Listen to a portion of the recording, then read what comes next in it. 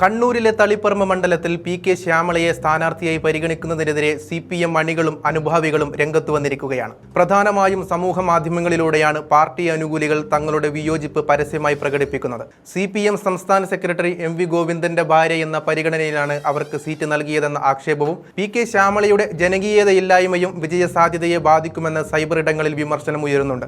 മുമ്പ് ആന്തൂർ നഗരസഭയിലുണ്ടായ വിവാദങ്ങളും പ്രവാസിയുടെ ആത്മഹത്യയും പി.കെ. ശ്യാമളയുടെ ജയസാധ്യതയെ ബാധിച്ചേക്കുമെന്നും അണികൾ ഭയപ്പെടുന്നുണ്ട്. തളിപ്പറമ്പ് പോലുള്ള ഇടതുകോട്ട നിലനിർത്താൻ കൂടുതൽ ജനസമ്മിതിയുള്ള നേതാവിനെ പാർട്ടി കണ്ടെത്തണമെന്നാണ് പ്രതിഷേധക്കാരുടെ പ്രധാന ആവശ്യം. നിലവിലെ രാഷ്ട്രീയ സാഹചര്യത്തിൽ UDFന് മണ്ഡലത്തിൽ സ്വാധീനം വർദ്ധിക്കുന്നത് കണക്കിലെടുത്ത് സ്ഥാനാർത്ഥിയെ മാറ്റണമെന്ന മുന്നറിയിപ്പാണ് പ്രവർത്തകർ നൽകുന്നത്. പി.കെ. ശ്യാമളയ്ക്ക് താഴെത്തട്ടിലുള്ള അണികളുമായോ പൊതുജനങ്ങളുമായോ വേണ്ടത്ര ആത്മബന്ധമില്ലെന്നും അവർ ഒരു ജനകീയ നേതാവല്ലെന്നുമാണ് പ്രധാന വിമർശനം. ജനകീയനായ ഒരാളെ സ്ഥാനാർത്ഥിയാക്കിയില്ലെങ്കിൽ അത് പാർട്ടിയുടെ ജയസാധ്യതയെ ബാധിക്കുമെന്നും അണികൾ മുന്നറിയിപ്പ് നൽകുന്നുണ്ട്. തളിപ്പറമ്പ് CPMന്റെ ശക്തമായ കോട്ടയാണെങ്കിലും കഴിഞ്ഞ നിയമസഭാ തെരഞ്ഞെടുപ്പിൽ MV ഗോവിന്ദന്റെ ഭൂരിപക്ഷം 22,000 കുറഞ്ഞതും കഴിഞ്ഞ ലോക്സഭാ തെരഞ്ഞെടുപ്പിൽ UDF സ്ഥാനാർത്ഥി K. സുധാകരൻ ഈ മണ്ഡലത്തിൽ 8,000-ലധികം വോട്ടിന്റെ ഭൂരിപക്ഷം നേടിയതും വോട്ടിംഗ് രീതിയിൽ മാറ്റം വരുന്നതിന്റെ സൂചനയായി അണികൾ ചൂണ്ടിക്കാട്ടുന്നുണ്ട്. ഇത്തരം സാഹചര്യത്തിൽ പി.കെ. ശ്യാമളയെ പോലൊരു സ്ഥാനാർത്ഥി വരുന്നത് മണ്ഡലം കൈവിട്ടുപോകാൻ കാരണമാകുമെന്നാണ് ഇവരുടെ മുന്നറിയിപ്പ്.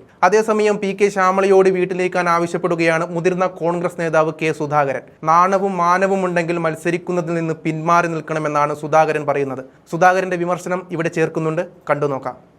സ്വാഭാവികമായും ഇതിൻ്റെ അകത്ത് ഇടതുപക്ഷത്തിന് തിരിച്ചടിയാണ്. ഇടതുപക്ഷത്തിൻ്റെ അകത്ത് നിന്ന് പാർട്ടി അണികൾ വളരെയേറെ പൊട്ടിത്തെറിക്കുന്ന ഒരു രാഷ്ട്രീയ ചുറ്റുപാടിലാണ് അവരിപ്പോൾ ഉള്ളത്.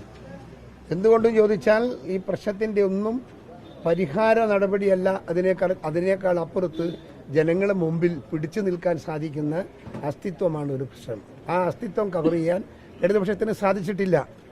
അതുകൊണ്ട് തന്നെ അതിന് സഹായിക്കുന്ന ആളുകളോർക്ക് പിന്തുണ പ്രഖ്യാപിച്ചുകൊണ്ട് അണികൾ മാറി നിൽക്കുന്നു എന്നുള്ളതാണ് ഇന്നത്തെ രാഷ്ട്രീയ സാഹചര്യം. പി.കെ. ശശി മത്സരിക്കാൻ തയ്യാറായി കഴിഞ്ഞാൽ UDF പിന്തുണ ഉൾപ്പെടെയുള്ള കാര്യങ്ങൾ എങ്ങനെയായിരിക്കും ഒക്കെ പരിഗണിക്കാം. അതൊക്കെ പരിഗണിക്കേണ്ടി വരും. ഒരാൾ രാഷ്ട്രീയത്തിൽ നിന്ന് മാറി നിൽക്കുമ്പോൾ സ്വാഭാവികമായും അദ്ദേഹത്തിന്റെ രാഷ്ട്രീയ സേവനം നാടിന് കിട്ടേണ്ടത് അത്യാവശ്യമാണ്. അതുകൊണ്ട് ഞങ്ങളത് ഏറ്റെടുക്കും.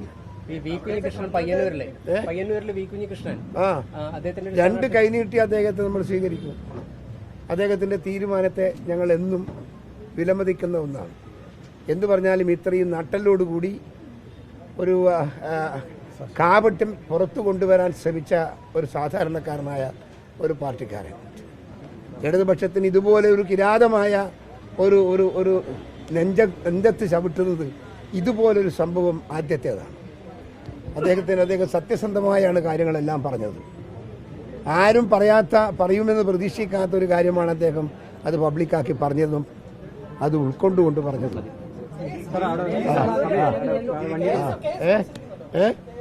അത് പാർട്ടി മത്സരിക്കുന്നു, പാർട്ടി തീരുമാനിക്കണം. ഞാനല്ല തീരുമാനിച്ചത്.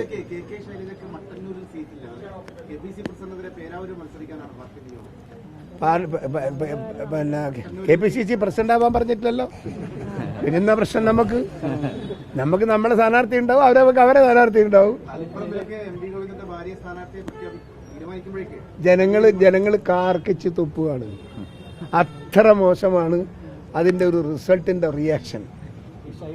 നാണോ മാനോ ഉണ്ടെങ്കിൽ അവർ മത്സരിക്കാൻ പാടില്ല. അത്ര പബ്ലിക്കിൽ നിന്ന് അഭിപ്രായ വ്യത്യാസമുണ്ട് അദ്ദേഹത്തെ കുറിച്ച്.